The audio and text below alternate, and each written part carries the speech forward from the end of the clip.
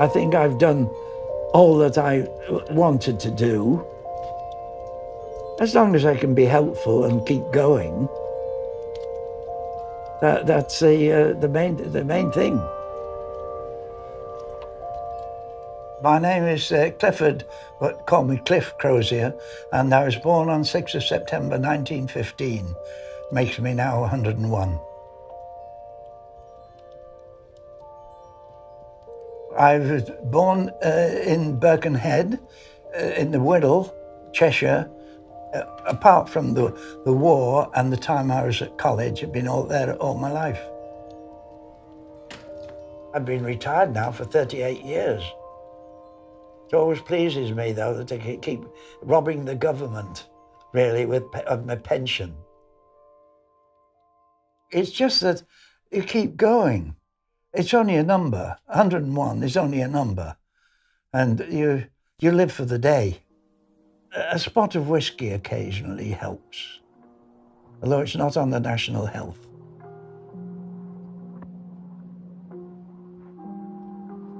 I have so many fond memories.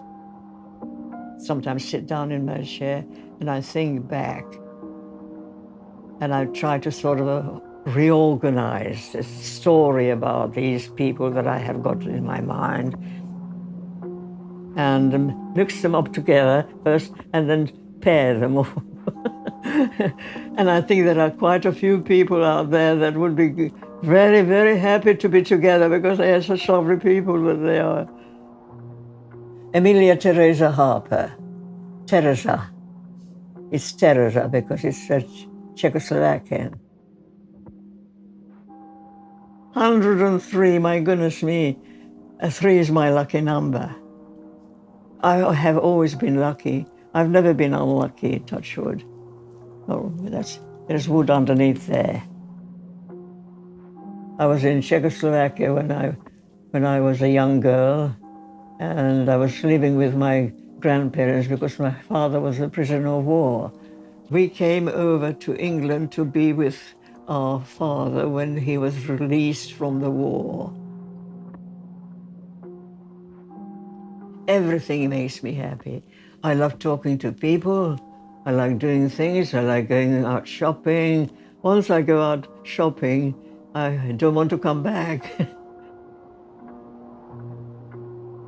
I don't think there is anything that I really need to do because I've done practically everything that I ever wanted to do in the past. I've got beautiful memories, you know. I can live happily forever after because of my lovely memories.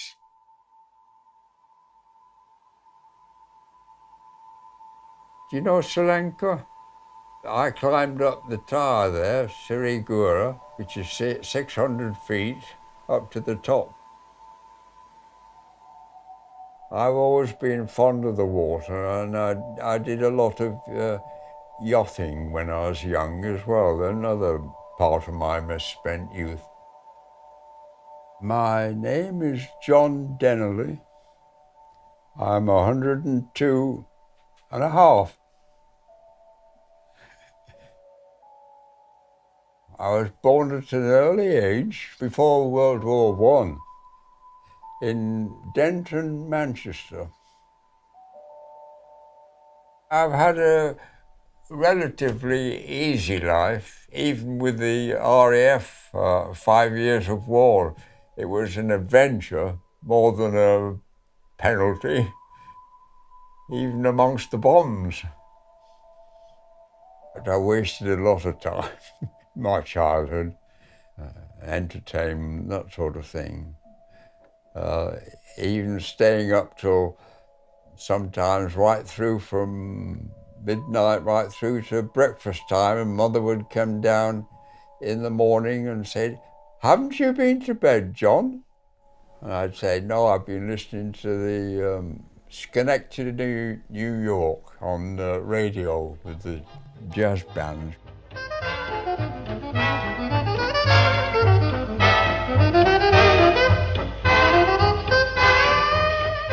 I enjoyed it. And then sort of settled down once I became a pharmacist. I don't feel any older than I was, 20, 30 years ago, except with my limitations. I don't feel 29, but say 79, 69, 79. I'm not going yet. I'm still strong.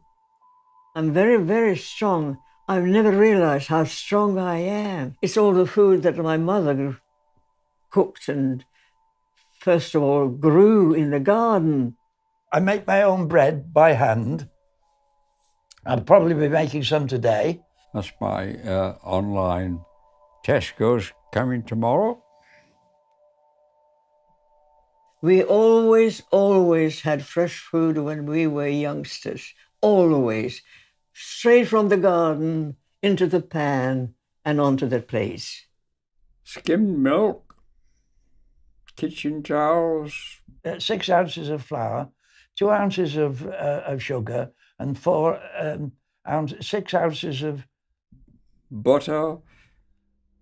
butter. Apples or gooseberries, lots of gooseberries. Shepherd's pie. I don't have many failures. If I'm making a cake and it fails, it becomes a pudding. Oh, my marriage was absolutely wonderful, heavenly, heavenly, heavenly. I lived with him from the age of 16 until he died at I think it was over 70. I wanted to marry a handsome man and a man with good manners, and I had both. We did have problems, but we got through them. And I think nowadays people give up too easily. I'm always optimistic, and she was always pessimistic, so we got on very well together. Make the most of it, because that's especially if it's the first love, there's nothing like it.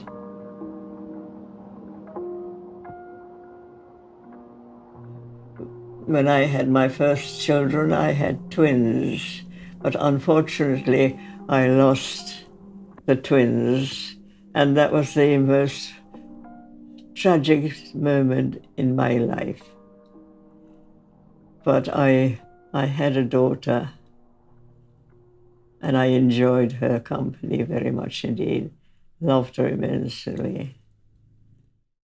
When I lost my first baby, it was one of the twins went.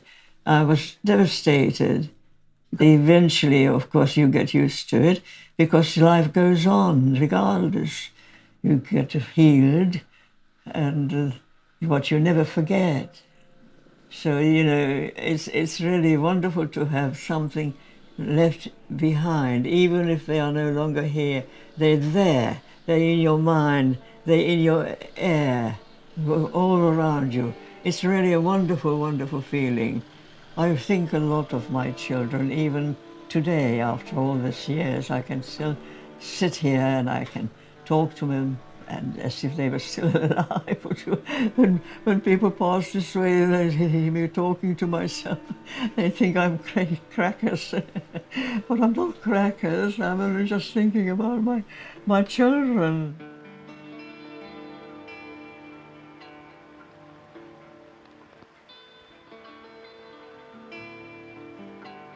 Any regrets? None. None whatever. I can tell you right from my heart. None whatever. If I'd have been more attentive at school in my early life, I'd have studied more and harder. And although I didn't do too bad in the end. So. But I think the sooner you start studying, the better. I was ill at college, and my father came to collect me, and I didn't want to go back with him. I wanted to stay at the college with the friends for a short time, and I always regretted that my dad had made the journey, and I hadn't taken it up. His offer to take me back. I didn't do the right thing by my father. That's the thing. Because I admired him very much. I never said anything.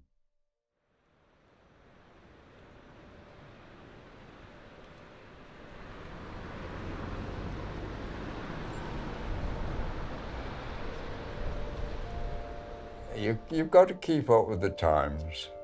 So what was good in sort of 80, 90 years ago doesn't work these days. Communicate, speak with your parents, and take their advice too, or at least consider it. You don't always have to follow it, but certainly don't throw it out of the window. I recommend anybody, if they find the right husband, to marry. Not just live together, marry. Be closer and closer. It seems to me as if you are happily married and happily living, that is the finest remedy for all ills, because everything is in perfect harmony.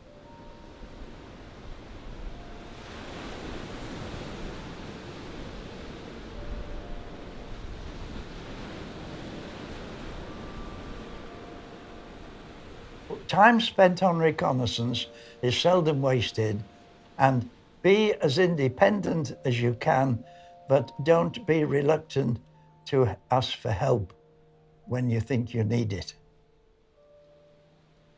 Good idea is to behave well to other people, show them respect, and help them as much as you possibly can, and it will be repaid hundredfolds. My motto for life, there was an old Scottish comedian, Sir Harry Lauder, who used to sing, "Keep right on to the end of the road," and that's my motto. Keep right on to the end of the road. Keep right on to the end. Though the way be long, let your heart be strong.